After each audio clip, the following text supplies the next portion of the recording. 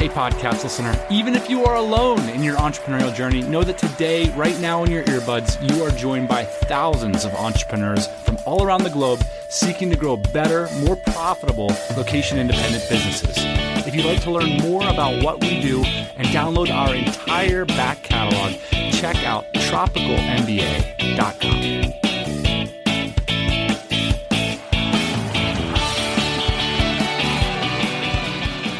Welcome back to the pod shop. Been a crazy few weeks, boss man. We are holed up together. You haven't allowed me to speak to another human being in almost a couple weeks now. We are in full quarantine. Yeah. And I'm taking bets on who's going to break. We were quarantined before quarantine was cool. Are you going to go off the reservation first? Or what is I'm going to be the reason? I'm not going to get voted off of this island first. It might not be a vote. That's my private mini goal. At some point, one of us is going to have to get close to another human being. Yeah.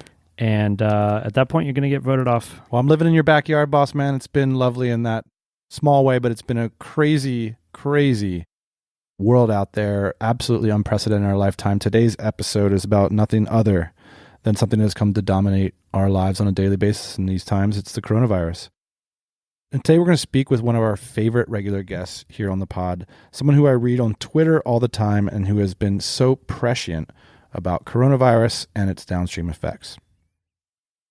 My name is Taylor Pearson, and I tweet. You do really tweet a lot. Primarily. Why? I love Twitter. Why do I love Twitter?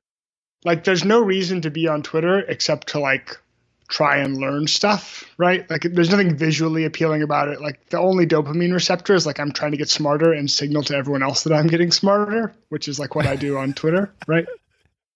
Boss man, me and you are going to zoom back at the end of this wonderful conversation to give our insights and some reactions. I think you're really going to enjoy this one. I also got to say, if you want to hear insights and hot takes from the boss man and myself, go to youtubes.com, search for Tropical MBA, our channel. We'll link, of course, to it in the show notes. We're doing a daily podcast from my shop, 12 p.m. Eastern Standard Time every day. We're 2 days in, so when I say every day, I mean 2 days. We're doing it so far as I'm locked down with you. The moment I can get the heck out of here. It's going to end, I'm sure.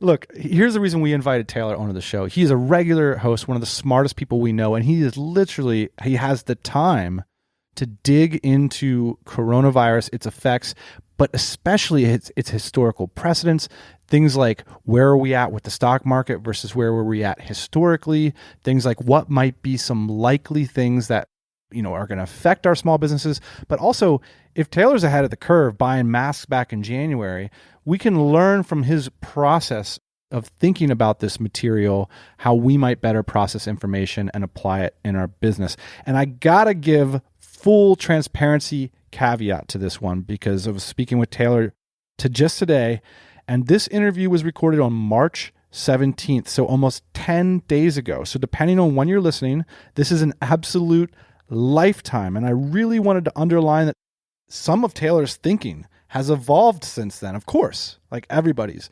So I really asked Taylor, I know this is a tough position to put you in, man, but I just want you to share your genuine thoughts. So take it in the spirit that it's meant. This is just a motivated individual sharing his thoughts about our current situation.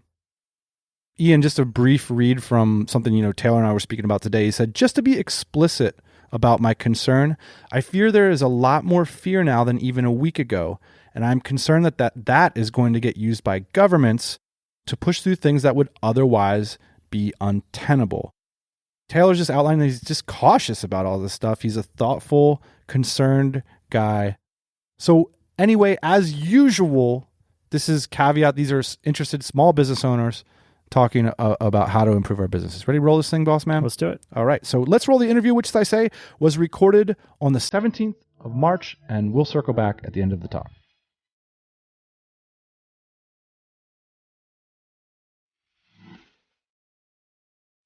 I'd just love to hear about when you first heard about coronavirus and why you cared about it.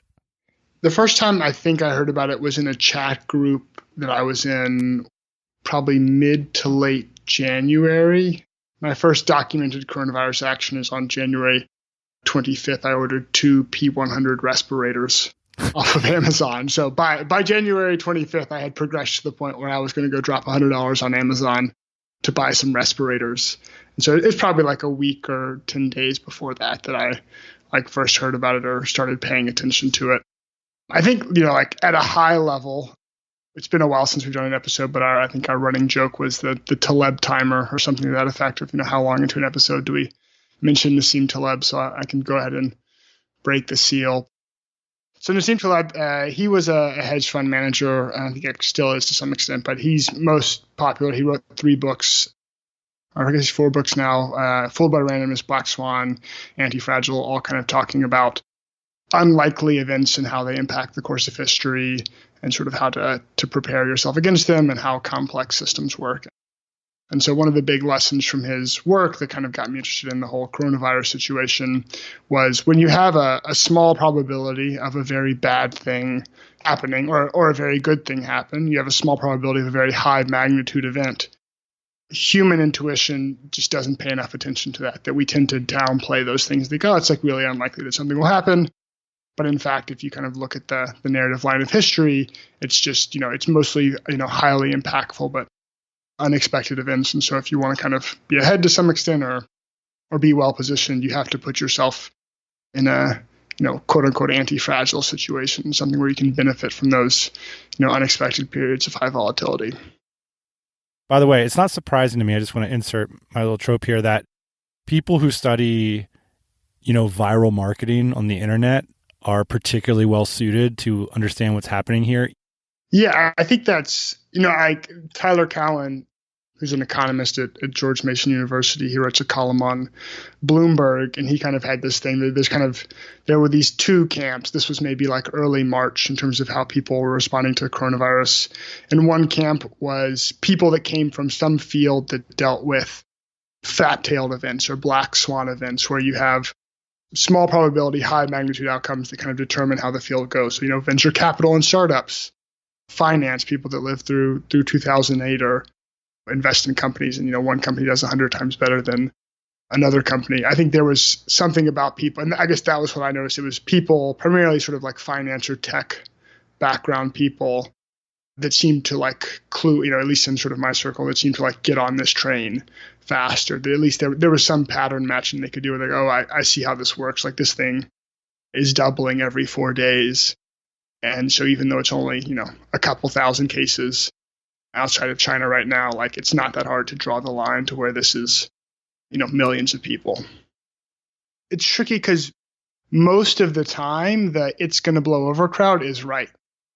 Let's just say 98, 99% of the time, like they're correct and like everything's overblown and this is not a big deal. And I guess the analogy I use that I borrow from Nassim Taleb is it's to some extent, it's sort of like playing Russian roulette, right? Most of the times when you point the gun at your head and pull the trigger, the chamber's empty and nothing happens. But if you keep doing that over and over, eventually you're going to be wrong and the consequences are significant. So I think you have to, that idea always made sense to me or has made sense to me for quite some time. And so, when I was looking at this, I was starting to buy all this stuff on Amazon and we had these, boxes and food piling up in our kitchen and my wife is looking at me like I'm, out of my mind. I'm like, yeah, I know it's probably not going to happen, but like, I'm going to spend a few $100 and just like put some crap in here just in case something happens. I know it's early days in terms of this sort of analysis, but in our professional lives in America, and I think for a lot of other parts of the world that are, our listenership comes from, this is really the first event that echoes at any kind of scale what the Black Swan was talking about, what Antifragile was talking about, at least from a industry or societal level. I was in college in 2008. And so I remember reading the newspaper and I remember sort of like, I didn't know a lot about finance, but I was really interested and I was trying to figure out what was going on and I was kind of orienting around it. And whereas this time it's been much more real for me in the sense of, I don't know, my parents are older and I worry about them. I have lots of friends that are small business owners or work at startups and like, what does this mean for them? Like, what is the economy going to look like over the next 12 months? What is that going to happen? So I think there's just a realness factor there of like, what the actual impact of that kind of like volatility is. I've thought about this stuff for quite some time. And so I think is a big, a huge portion of how I kind of see the world. I think, Taleb's lens is probably sort of the most dominant lens in kind of how I think about things. And I think I've been thinking about what this could happen and how this would look for a long time. I saw there was a financial person that was kind of tweeting something maybe a week ago saying like, oh, I never thought I'd see like a more volatile event in my life than 2008. And I was like, that's so interesting because I always assumed I would see something much more volatile than that. And then to kind of see that start to play out was, in some extent, I think I doubled down on it because I started to kind of trust my intuitions about how this was going to happen more because they go, oh, yes, like that, to some extent, I felt like I had some predictive power. I was like, I see kind of how this is going to roll out. And as those predictions sort of proved at least somewhat right, I was like, like I think I'm onto something here. And I wonder, will this define our generation in an interesting way? Will we distrust systems or decide to trust systems differently? Will we be remembered by our children, grandchildren as sort of the generation that is obsessed with Purell and is always like cleaning their hands after dinner in a strange and awkward way at family gatherings? I'm wondering if maybe Taleb's ideas will be received differently now. That's interesting. I guess there's a lot of systemic issues, aren't there? Because I think like even after 2008, I would have guessed a lot of people have been like, oh, like now, because I think his timing was very good in the sense. I think the Black Swan came out in 2007, like the beginning of 2007 or something, and then kind of the meltdown started in late 2007. And so, he looked very prescient, and that was very prescient to a large extent, but it doesn't seem to have like materially, at least at the policy level or the systemic level, made a lot of impact. Though I do think at the individual level, like, now compared to 2007, the number of people that understand this stuff and think in this terms is much higher. So I do think kind of the penetration of those ideas has increased. And yeah, I would think will increase, after this to some extent. It's difficult because it seems like a lot of belief systems, they lean towards legibility and like positive content versus via negativa. So even though I'm this big believer in Taleb's sort of framework for understanding the system, our financial system, for example, I don't have like clear bets against the system. I'm really glad that I didn't take standard investment advice. I'm really glad I have a cash bias, which, by the way, I'm even a little bit worried about that, something we can get to. So it's not even like it's this big win because there's nothing one clear thing to do once you believe it. And I think that that's the problem for so many people is they want something that's clear. Yeah. It's a thing that sucks to be right about. I'm not like happy that I was, you know what I mean? Like you want to be wrong about these things and you want, yeah. And I think that again, like, going back the systemic risk kind of thing, like if you're overly worried about these things, then you take appropriate precautions and they don't play out, right? If the earlier and more aggressive governments took action with coronavirus, the more effective it was. I think like Singapore has had like they're monitoring everything. You have to take your temperature anytime you walk into any store. If it's, above whatever, they have to report you to a fever clinic immediately. They talk to you, they interview you, they know everyone you've talked to for the last 17 days. They do contact tracing, they go back, right? So, the situation in Singapore has never really deteriorated. And, if they keep doing that, probably won't. Whereas a lot of the rest of the world was much slower to react. And I think really it seems like when things, to some extent, hit home in the U.S. and Seattle and San Francisco and New York sort of worsening. And then I think for people in the West in general, kind of seeing Italy, it felt like it was more real. There's something about like being in China that was like over there.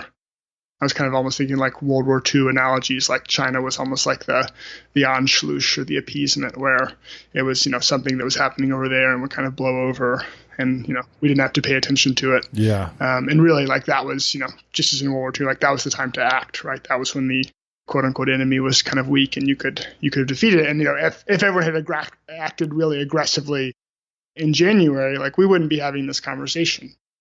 And it would have seemed like, I was overly paranoid and kind of yelling around. So there's a weird dynamic there in terms of just how to talk about it and how it's perceived. Let's then move on to the historical context. And I think it's worth like just having a little caveat here. Like, I don't think anybody expects people to be right about this stuff. Like, we're just trying to be interesting and figure it out and discuss what we're fascinated by about this. And it's okay to shoot from the hip a little bit here, you know? We're not trying to make recommendations or whatever. But, you know, you mentioned World War II, Taylor, and when all this kind of came out, I just gravitated right back to my World War II favorite books. And there was something about this when the first sort of major news media picked up on it in America in terms of the home front.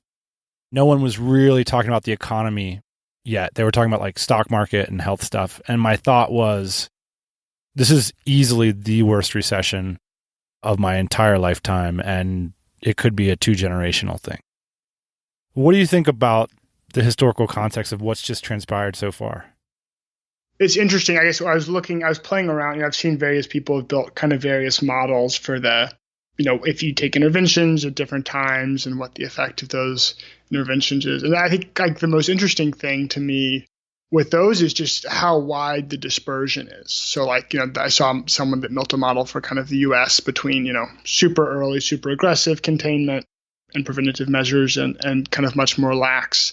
And kind of the best case scenario was like maybe 10 or 15,000 deaths, which would be, much less than the flu and would kind of, make everything look overblown. And then the worst case scenario was like well into the millions, so like, what is that? 2 orders of magnitude, more than 2 orders of magnitude higher. And I guess that's in terms of like how my thinking about how all this in terms of like historical context is like, it does feel like there's just this huge dispersion in outcomes. I was watching, there's a good documentary, I think from the 90s, about Paul Tudor Jones, who was kind of a famous trader that made a lot of money in the 1987 flash crash. And he was like, oh, this is going to be the beginning of a huge recession and everything's going to like fall apart. And the market bounced back in 18 months and kept going. And then, I can tell the exact same story of, the Great Depression when, like things were down 20% and everyone's like, oh, it's all going to bounce back and this is no big deal. And the stock market and the economy didn't really recover until, the 1940s and the Second World War. So I think there's a really huge, in my mind at least, the historical analogy, the dispersion between the possibilities. And I think, what we're seeing in the stock market to some extent is just very high levels of volatility. And, what volatility in the stock market means is everyone just kind of throwing up their hand and saying, I don't know what to do. Well, let's talk about maybe some ways in which this is different than what's preceded it.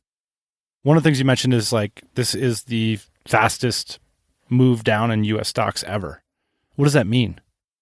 As we're recording this, it's after the market closed on Tuesday, March 17th. I think the S&P rallied about 4% today, but I think is down 25, 29%, like high 20% kind of since the end of February. And so to be down 25% in roughly 3 weeks, that's just the fastest 25% drop in the history of U.S. markets.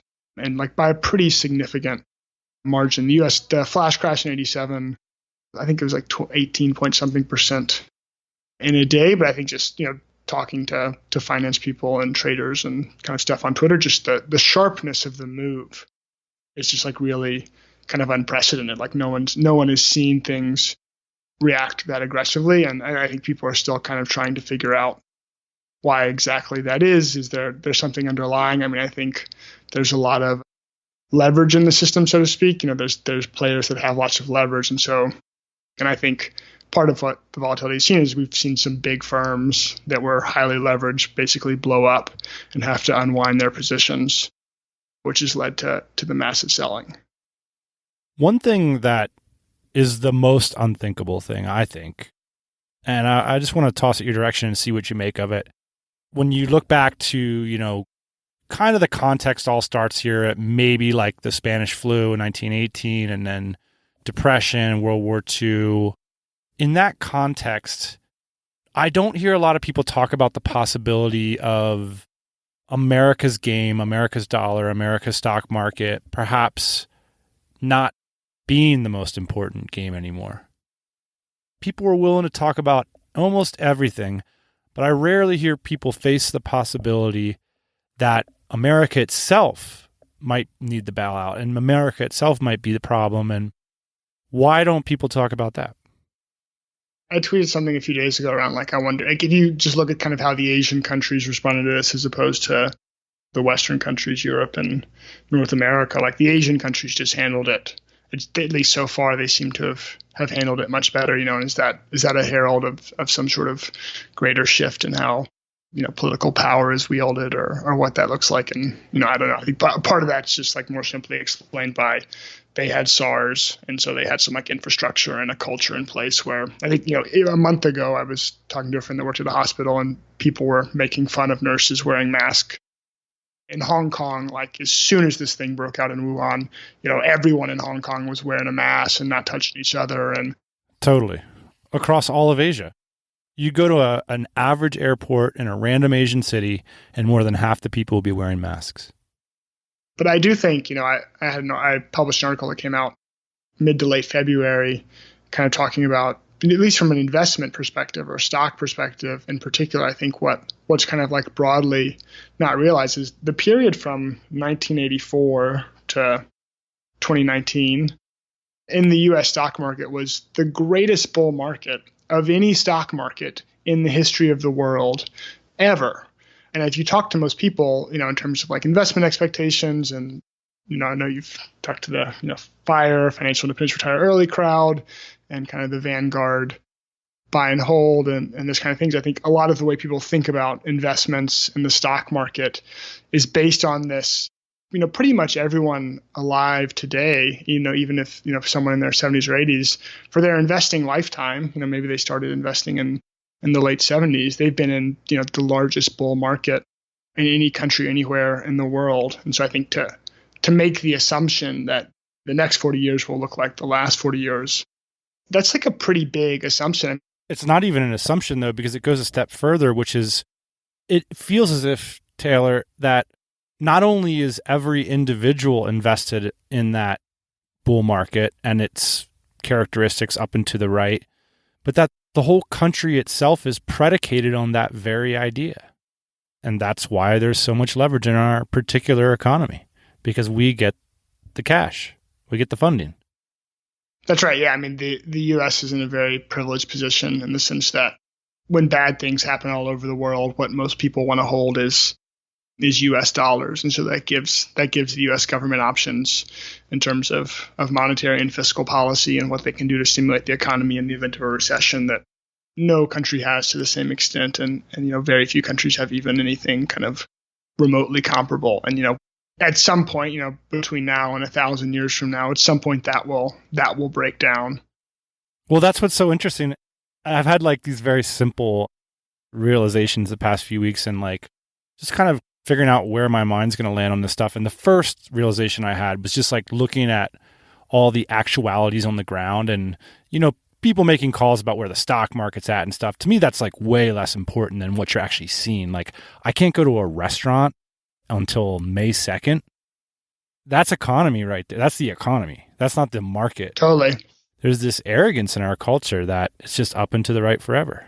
Yeah, I think that's right. And yeah, we haven't really seen, I guess we're just starting to see the real economy impacts. I want to say open table bookings are year over year down like 80% as of today. Anyone working in events, hospitality, travel, tourism, all these sorts of industries are going to be hit really hard. And I think it's very interesting. I mean, it's just interesting for me to watch. I've been basically glued to Twitter. I've watched 3 press conferences in the last week. I don't think I've watched a press conference in the preceding decade. But it's just like there's something happening here. It's like, I think the U.S. Treasury Secretary got on. He's like, maybe we're going to send every American in the country $1,000 to like try and keep things going. And we're going to, we could put $50 billion of SBA disaster loans out there. And, again, to your point, some of that people are able to do that because of the strength of the U.S. dollar. But, how does that all play out? Like, again, I just come back to this idea of how wide the dispersion is. It's very hard to sort of predict. I think there's just a huge range of outcomes. Before we get to, I'd love to walk through a list of prospective thought experiments or actions that people can take in response to this. Is there any more historical context you want to give or any tidbits you want to drop or things to watch out for? Yeah, I think maybe the other thing just on sort of like the economic front and one of the ways I'm thinking about this is kind of the big shift over the last 20 or 30 years is we moved to this sort of just-in-time production system where globalized and just-in-time, right? So like if you look at, how the iPhone is built, right? You have a huge number of components coming from many different places in the world using many different raw materials, and they've all got to show up at the same factory at the same time to be assembled and put together and shipped into a final good. And I guess the way I kind of think about it is that just-in-time production is basically a form of operational leverage, right? When things are going good, it increases the efficiency, lets you hold less in inventory and kind of move things through. But, as with other types of leverage, when things go bad, you have this kind of nonlinear downside. And I don't think we've really seen that play out so far. So it's like a super simple example. You have the container ship that leaves the US for China today, and it gets there and leaves Long Beach and it gets to Shenzhen in 30 days, and it's supposed to come back in 30 days and it never comes back. We don't really see the impact of that for 2 or 3 months, right? We don't see all the things that are going to be out of stock in a month or 2 months or 3 months. We're still sort of burning through, I think for the most part, existing inventory in the system. And so I don't know how many cracks, I don't know how severe they're going to be, anything, but there will be some cracks in some places in terms of just this massively efficient, but kind of fragile to some extent, just in time, globalized supply chain. That's going to be very interesting. I've never lived through a gas run, Taylor. The last one happened before I was born, but that would be an interesting one as well, because when you're out of fuel, it gets real. Yeah. Because you're thinking about it, especially when you're living van life, you think, I can basically perform all of the actions required to sustain a modern individual life so long as I have fuel. Because I can create electricity from fuel, I can create clean water, I can locomote to get different resources and relocate. But if I don't get the fuel, be in tough shape, and our communities would be in tough shape too. Tell me if you think I'm off base about this little vignette. I think this leverage that America has had since World War II has influenced to a great deal the way we think about money, ourselves, our identities, but also how we build our communities. You take a typical neighborhood in Spain, you got the guy on the corner owns the real estate, maybe lives in the apartment above the bar where he sells ham and cheese sandwiches and beers downstairs. And say the Spanish government shuts them down for 3 or 4 months and says, you cannot run this ham and cheese shop. You got to go, quarantine. Well, that guy goes and quarantines, does some discreet picnics with the family or whatever. And then maybe 6 months later decides to do something different than ham and cheese or whatever. But in America, you got Chick-fil-A instead. And a Chick-fil-A is run by a franchisee who runs a very marginal business who hasn't paid back the company yet. By employees who are driving 20 miles to get there, who have car loans that depend on that, on a street that no one can access except via said 20-mile car ride or 10-mile. It just feels that there's something fundamentally more fragile about the way we've built our society, as opposed to when you compare it to many older ones. To go back to the Taleb point, what he has an idea of the Lindy effect, that the longer something has survived, the longer it's likelier to survive. So the urban planning of the United States is relatively novel, right? The strip mall and the suburban sprawl. It's not that time tested, that European city layout that, Barcelona or Lisbon that's been around for a long time. So maybe there's something there. But yeah, I think in general, again, not just in the stock market, but just the experience of being a U.S. citizen in the, over the last 80, 90 years is just afforded tremendous privilege. If you're anxious about your business finances, a lot of us are. If you don't have confidence in your numbers and you're not sure if you're headed in the right direction, if things are going up or down, well, today's sponsor has an offer for you. Bean Ninjas is an online bookkeeping and financial education company that's been helping entrepreneurs achieve freedom through stress-free finances for almost 5 years. They were recently awarded Zero Bookkeeping Partner of the Year in 2019. Founder and CEO Merrill Johnson is a member of our community, the DC, and has been on this podcast several times. The Bean Ninjas are legit. They really understand the issues unique to running online businesses like we talk about here at the TMBA. Now, Bean Ninjas is offering to train you on how to effectively use Zero to manage your finances with their How to Do Your Bookkeeping in Zero online course. This course is basically a 5-week mentorship where you can work closely with a financial coach and a small group of like-minded entrepreneurs. There's also a DIY option available. So here's their offer. Head on over to beanninjas.com/TMBA to sign up and get 25% off the coupon code provided. This 5-week mentorship program is usually $3.99, but today, by using that special link from the TMBA, it's available for $2.99. If you're someone who gets overwhelmed with not knowing what's going on money-wise with your business, be sure to head on over to beanninjas.com/TMBA. Taylor, I'd like to commend you for stepping up and being a leader during this time. You really have to put your neck on the line. I'm hoping I can inspire you to do just a little bit more here. If you could just talk about some potential behaviors or thought experiments we could all consider in order to more wisely navigate the challenges that lay ahead. Yeah, I mean, I guess the thing I'm trying to impress upon people right now from sort of health and public safety, I think if you look at what happened in China, I think it's very hard to get good information on China, but they had an extremely aggressive crackdown in which, basically, I think something like 850 million people, something like, almost triple the entire population of the United States was, some people welded into their apartment buildings and shut down. And even with all that, Hubei and Wuhan, which is, it's a 10 million person city. This is like a big city. This is not some third world, whatever. Like, this is a real metropolitan city, just was completely overwhelmed. The case fatality rate of people that contracted the disease there was something like 6 or 7%, just because the medical system was overwhelmed. So I think, especially in the short term, in the next few weeks, like just doing everything possible, like, don't go to restaurants, don't go to bars, get outside and go for a walk and stay away from people. I don't have any problem with anyone taking any risk that they want to take for themselves. But I think with this incident with the coronavirus, it's very clear that a large part of how people are dying is that, younger, healthier, asymptomatic people are contracting the virus and either not showing symptoms or showing mild symptoms. And and I mean, the way in South Korea it spread, I think there was I think someone took communion that was like not feeling good and they gave it to 500 people because they all took the same, or maybe it was communion, or it was some sort of religious service. And so I think just stressing people, I think there is an ethical and there is a moral component here in terms of our behavior, and for people that are older, people that are immunocompromised, people that have complicating health conditions. My parents have a history of heart disease. If you have heart disease, the case fatality rate, if you have heart disease over 70, the case fatality rate is something like 20%, which is insanely high. And so I think just everyone should keep that in mind in terms of their behaviors and their actions. Let's talk about business owners, Taylor. You mentioned that nobody ever regrets making fast and decisive adjustments.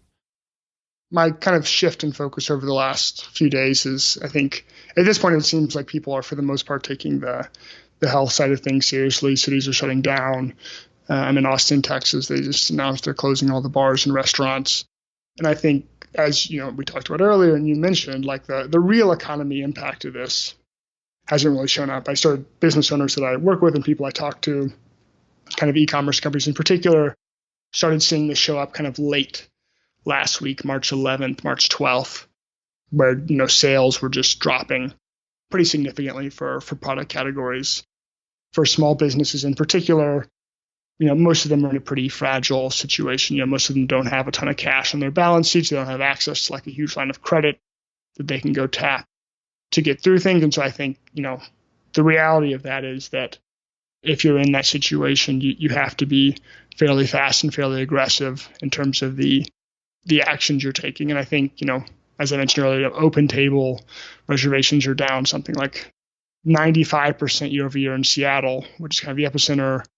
Uber indicated that I think their rides are down 70% in Seattle. A lot of hotels have already started laying people off. Airlines are going to have the worst year ever in the history of the industry, and they're already sort of talking about bailouts. And so, there are companies which serve those people, and like those companies are going to get hit, and there's companies which serve those companies, and those people are going to hit. So I think this is a systemic thing some people will be more or less insulated from it, but I think there's going to be sort of very few companies that are going to be fully insulated. And so putting things in place faster, knowing you can always sort of like dial things back up if things recover more quickly than we expect, I think is more prudent than waiting too late. Ian and I will be touching on a lot of these entrepreneurial things. One of the ones that jumped out that you listed on our notes here that entrepreneurs should take a look at is, if your business was already faltering, consider super strongly just shutting it down. This jumped off the page at me, Taylor, because it's something that I wrote down similarly. And I'm wondering how you arrived at this piece of advice.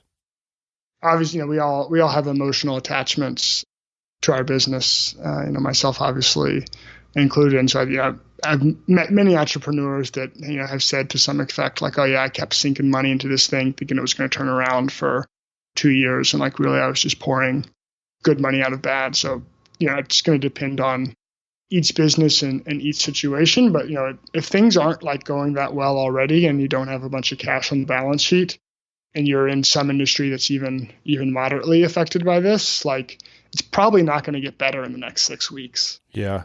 And so, just sinking more money into that or trying to keep it alive isn't the most prudent thing at this point. Just to add a point on it, like, not even just faltering businesses, but something like a marginal business where you need a lot of apparatus in order to produce a relatively thin profit line. That's the kind of business that, like, it's almost like it needs the perfect condition to exist. And that condition was the US marketplace the last 5 years. Now's a great chance to, like, take your marginal profits and figure out something more interesting to do going forward, rather than, a lot of people might want to be a martyr and say, especially if that apparatus was staff, and what you want to do is, like, say, cash flow the staff for the next 6 months to get through it. I don't know. Like, I would consider strongly banking that cash and figuring out something productive to do. Some of the other things I listed down here, like, cutting back on any sort of experimental marketing, advertising. Like, I think that's the first thing that immediately gets slashed. Any like alternative capital sources, there's some talk of the SBA, the Small Business Administration in the US. I think they've already authorized about $1 billion in additional loans, and there's talk of offering another 50 or 100 billion. So if you're in the US and you have a business that's been around for a few years and you qualify that, I think that's definitely worth looking into. You do have to sign a personal guarantee for that, as far as I know. So again, like, if the business is already not doing that good, taking out a bunch of debt and signing a personal guarantee on it probably, is not going to put you in a good spot. Sure. Don't do that. Also, one of the points you had here, which I think is fantastic, is get on the horn and negotiate with every vendor that you have right now. Yeah, I talked to a client today that had credit cards today, and he just called Chase and Amex and said, like, hey, like, cash flow just, my cash flow just got hammered in the last 7 days. It's going to wipe out all my cash. So I have to pay these things off. And so they extended. So yeah, any major vendors, same if you're an e-commerce company and you have manufacturer, like, can you get better terms for the next 6 months? Call your landlord if you have an office or a warehouse or something. Like, the landlord is going to be, they don't want to have to kick you out. Can you get a 50% discount for the next 6 months and pay it back in 24 months or something? Anything like that. Because again, like, all these people, like, if you go out of business, it's going to hurt them as well. And so they're going to want to try and make something work.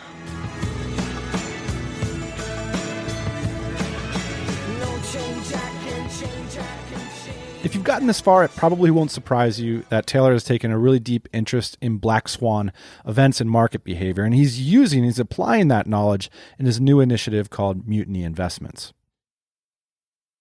So I think probably actually the article I mentioned earlier that I think I published in late February called The Dragon Portfolio, but it's a summary of some research looking at what kind of portfolio would have done well over the last 100 years. So if you go, talk to your financial advisor, or you look at a lot of, like, I'd say sort of like common investment advice, what we know about markets is that, markets go through different regimes, and those regimes can last, 20 or 30 years. So something that's worked for 20 or 30 years, isn't necessarily going to work forward. And if we wind back to early 1980s and you're like, oh, I'm going to go buy U.S. Treasury bonds when they've just been hammered over the last 15 years, I'm sure you're like, you're an idiot.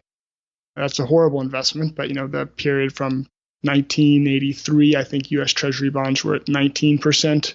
And as of this morning or yesterday morning, they're at 0%. And so, as the interest rate has gone down, the price has gone up and you would have done very well. So anyway, this paper was kind of looking over what worked over the last 100 years and how does that look like? And the short answer is, something that's a lot more diversified than what most investors have today. Stocks and bonds are maybe half of the portfolio or 40% of the portfolio. And then you have other options that do good in kind of sustained downturns, like a scenario like the Great Depression, or even, from 1963 to 1983, the Dow Jones Industrial Index was flat. It finished that 20-year period it started that 20-year period. I think, to most people today, that's just like an unthinkable thing that the S&P might never be back to where it is for the next 20 years. Like, I don't think anyone's really thought about what that situation would look like. And again, I'm not saying that's going to happen. I have no idea, but there is historical precedent for those kinds of things happening. Does it make you mad? Because it makes me mad, Taylor, when these bloggers go online and they tell people that it's no big deal. You should put every single last red cent into 500 companies that you don't know anybody that works in any of them. There's a big element of recency bias there, right? Like, if you started doing that 30 years ago, like, you crushed it. Good for you. Like that, that worked out really well. If you started doing that in like 1928 or 1963, like, that worked out really badly for you. And so I think some of that's just like recency bias. And then I guess this is kind of going back to Taleb point, like the thing that's always struck me about markets that's not true for many other things is that they're interlinked, and the probabilities of one thing, affect another thing, right? Like if you're writing hurricane insurance or fire insurance, the fact that there's a fire in Miami doesn't increase the probability of there being a fire in Anchorage, right? Those are two totally independent events.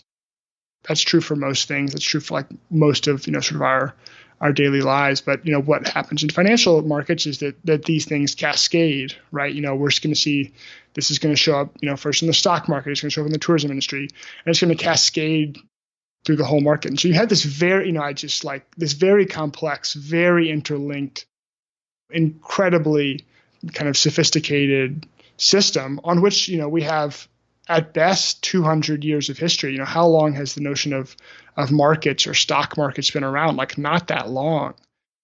For me, as the market is a sort of a tool, it's an abstraction.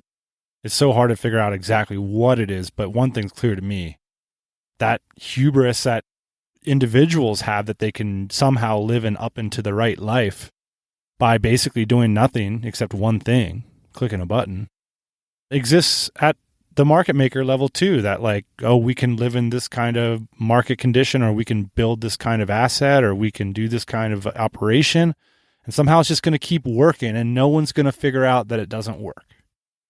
I'm very skeptical. One thing you said, speaking of skepticism, Taylor, you said, if you are a biz owner, stacking cash probably the most prudent thing to do. I'm kind of worried about stacking cash right now. I'm so glad I've done it. I'm so glad that I've got a lot of dry powder right now. I'm wondering, how dry can it be if I can't go to the bank and take it all out right now? Are you worried about a bank run or banks dissolving and the money going away, the government giving so many bailouts that they can't give you your FDIC payback? I mean, are you worried about U.S. dollars becoming irrelevant and everybody wants to buy RMB? What's the level of worry one should have about cash right now? My concern about cash, I think what's, and again, this is just evolving so quickly, but my hot take is what we've seen over the last 3 weeks, unemployment is still very low. Again, we haven't seen this show up in the real economy. Interest rates have gone down to 0% in the last 6 days. They're talking about, I think the $1.2 trillion fiscal stimulus plan was what I heard. So, they're injecting a ton of money into an economy that by the economic numbers looks quite healthy. And, it's not clear, sort of how those policies are enforced and how that money comes into the system, and all that gets very complex and has a lot of second follow-on effects. But I think the other thing that hasn't happened in the United States for a long time, and, not in recent memories, is higher levels of inflation. In the period, I think no one's kind of talking about the stagflationary era we saw in the 70s and 80s, where you had low levels of growth and high periods of inflation. And what does that look like? If you own a bond that earns 10%, but inflation is 10% a year, your real return is zero. Right. In 2008, people were talking about inflation, but I think that's that I'm seeing in the narrative right now. I think that idea of inflation is probably the thing related to cash that just isn't being talked about very much. Taylor Pearson, thanks for joining us. Thank you.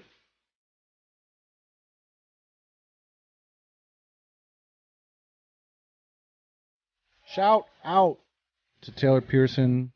He's on Twitter at Taylor Pearson Me. Great follow, great friend of the show. Just shot him an email. I was like, dude, can you just pick up the phone today and can we record it?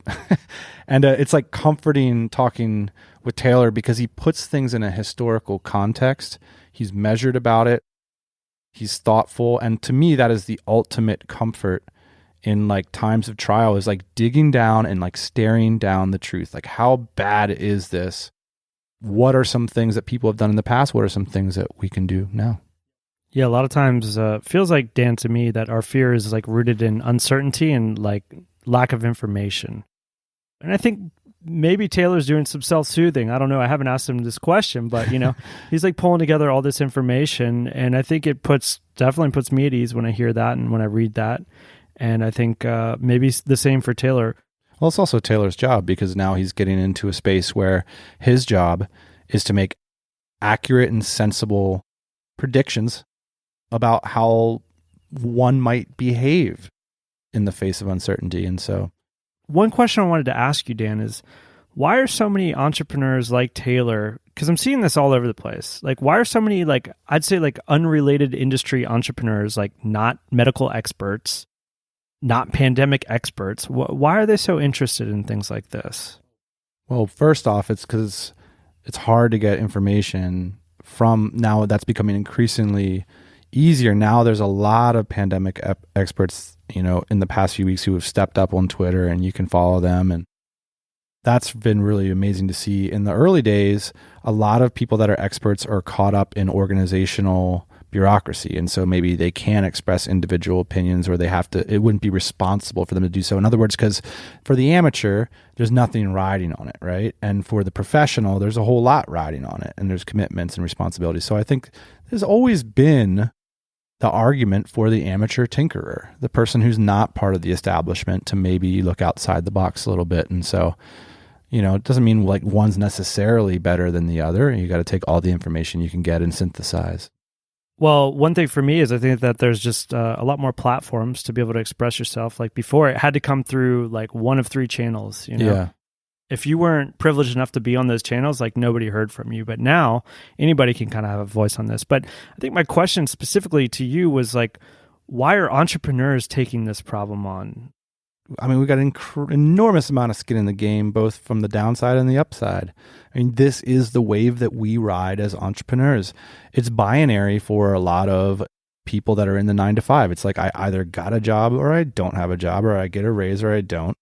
It's very simple, but for us, that's just not going to cut it. It's an existential question. I think that's why you're seeing these sorts of things happen. And not only that, but, virality, systems at scale, exponential growth, globalization. These are all issues that are prime issues in our community. That's what I was hoping you would say, which is basically a lot of these entrepreneurs are focused on making things go viral, understanding systems, acting with incomplete information. That's what entrepreneurs are good at. And so it's no surprise to me that a lot of entrepreneurs I know, like Taylor, are really digging into something like this and trying to distill the information. Thanks for listening. Hope you enjoyed this one. Email us, ian@tropicalmba.com, dan@tropicalmba.com.